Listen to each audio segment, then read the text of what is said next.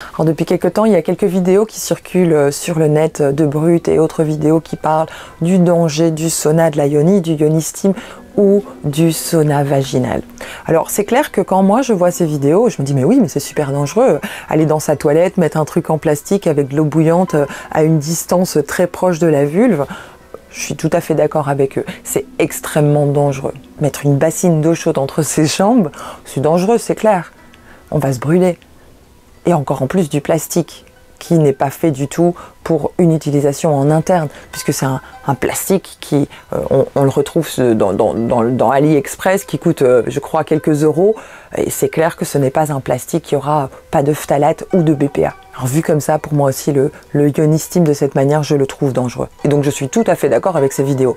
Par contre, ce que je trouve dommage, c'est que dans ces vidéos, il n'y a pas le côté des femmes qui pratiquent ce soin depuis des praticiennes actuelles qui le pratiquent depuis quelques années, ou même des références au côté ancestral de cette technique, au fait que c'est passé de femme à femme dans beaucoup de traditions. On retrouve ce soin dans pratiquement le monde entier, que ça soit en Asie, en Corée, que ça soit en Afrique, dans pratiquement tous les pays d'Afrique, on retrouve des références à de la vapeur d'eau, à des plantes médicinales et à une utilisation pour le bassin. On retrouve cela aussi en Europe, en France et en Italie.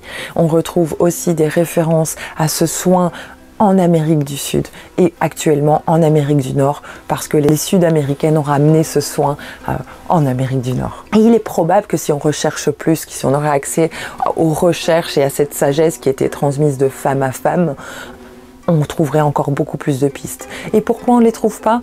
Parce que les femmes étaient interdites d'aller à l'école. Donc très peu de femmes savaient écrire, et encore moins, et très peu savaient lire aussi. Le fait d'avoir empêcher les femmes de transmettre leur sagesse, et que la sagesse était une transmission orale parce que l'accès à l'écriture et à la lecture était réservé exclusivement aux hommes. Les femmes qui peuvent aller à l'école, on parle d'une centaine d'années dans nos pays occidentaux, et dans certains pays du monde, les femmes sont encore interdites d'aller à l'école, les jeunes filles. Donc il est clair qu'on nous a empêché de transmettre cette sagesse. Et le sauna de la yoni, le yoni steam, le sauna vaginal, est une sagesse ancestrale. Une sagesse qui permet à la femme de pouvoir s'occuper de sa santé gynécologique. Alors il est clair qu'une praticienne qui effectue ce soin de manière consciente, spirituelle et de manière thérapeutique, elle ne va pas utiliser du plastique. Elle ne va pas mettre une distance aussi proche, et encore moins elle ne va pas mettre une de ses clientes sur la cuvette de ses toilettes qui est un endroit plein de bactéries. La femme qui va faire cela va utiliser généralement un magnifique banc en bois, un espace sacré.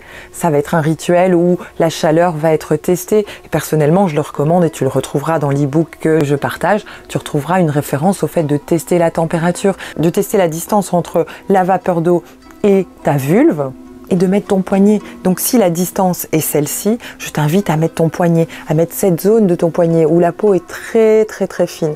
Et cette distance va te permettre de sentir si tu es à la bonne chaleur. Donc si à cet endroit c'est pas confortable, ça te brûle, c'est trop chaud, c'est que ce n'est pas la bonne distance pour ta vulve. Les mamans, elles testent le lait du bébé quand elles donnent le biberon sur leur poignet. Et il y a une raison, c'est la peau est tellement fine à cet endroit qu'on peut vraiment avoir une bonne visibilité de la température, une bonne sensation corporelle de la température. Donc il est clair que si ça te brûle à ton poignet, ce n'est pas le bon endroit pour le faire. Dans l'e-book que je partage, je recommande d'utiliser une tasse en verre, un récipient en verre, un récipient en inox, un récipient dans des matières nobles qui ne sointent pas des produits avec la chaleur. Il y a beaucoup de matières sur le marché que dès qu'elles sont en contact avec la chaleur, elles vont sointer des colles, elles vont sointer des produits qui ne sont pas bons pour nous, et encore moins à mettre à l'intérieur de son corps.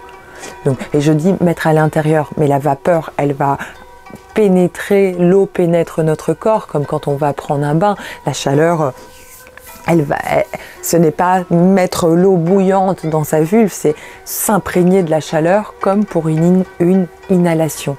Donc tu mets ta tête au-dessus de ta casserole d'eau avec ta serviette quand tu vas faire une inhalation, et tu t'imprègnes de la vapeur d'eau qui va permettre d'activer la circulation sanguine dans cette zone que tu vas imprégner de la vapeur, ce qui va amener plus de flux de sang, ce qui va permettre de fluidifier, surtout quand on est congestionné, quand on a un rhume ou le nez bouché. Le sauna de la yoni part du même principe, c'est une espèce d'inhalation, donc qui va accélérer le flux sanguin dans la zone du bassin et donner plus de sang, ça va donner plus d'oxygène, donc ça va permettre plus de régénération dans cette zone. Et juste cela est un bénéfice pour nous, de pouvoir amener plus de flux sanguin dans cette zone de notre corps. Car si nos ovaires ont plus de sang, ils vont pouvoir se réguler. Si notre utérus reçoit aussi plus de sang, lui aussi il va pouvoir se réguler. Et comme pour un sauna ou un hammam, parce que ça reste très proche entre le sauna et le hammam, le yoni steam, tu vas être beaucoup plus détendu.